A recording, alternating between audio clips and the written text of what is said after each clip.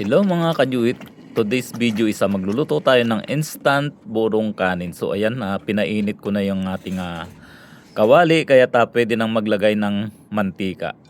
So ito pala yung mga sangkap na aking gagamitin: sibuyas, bawang, yung kamatis nating hiniwa, at siyempre yung kaning lamig o bahaw, paminta, asin, at maglalagay tayo ng sinigang mix. Tara't simulan na ang pagluluto. So igisahin lang natin yung bawang at sibuyas. Yan, gisahin lang mga kajuit hanggang sa ito ay maluto. At saka natin ilalagay itong kamatis.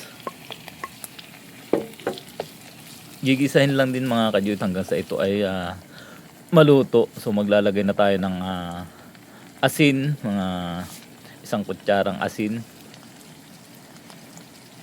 pamintang durog,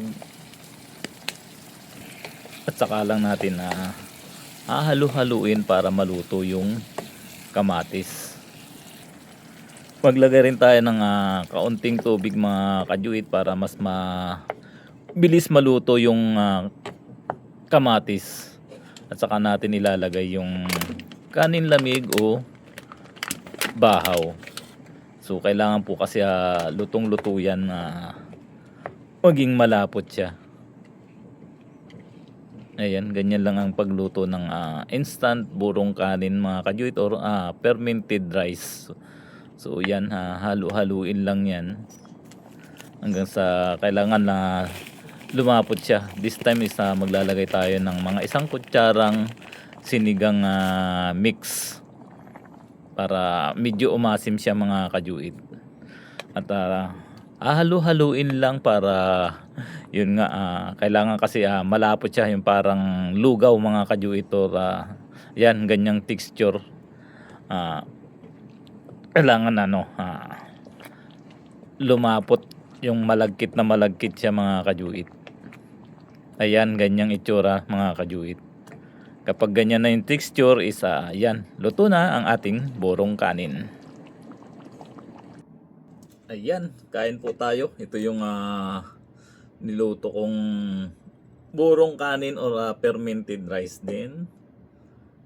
Nilagang puso ng saging, at ito rin yung binili ko doon sa tindahan. Kalalaga ko lang po.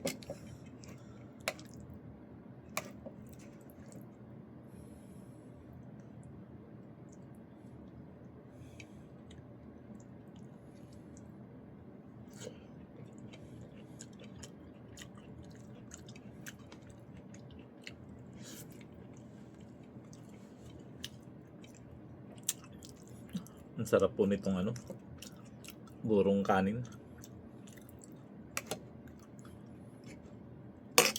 Sarap na sausawan po yan ng nilagang talong, okra, sitaw.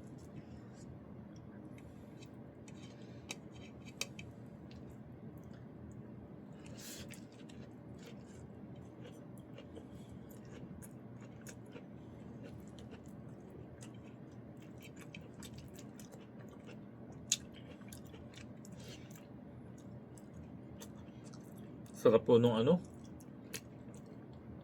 puso ng saging, hindi siya mapait.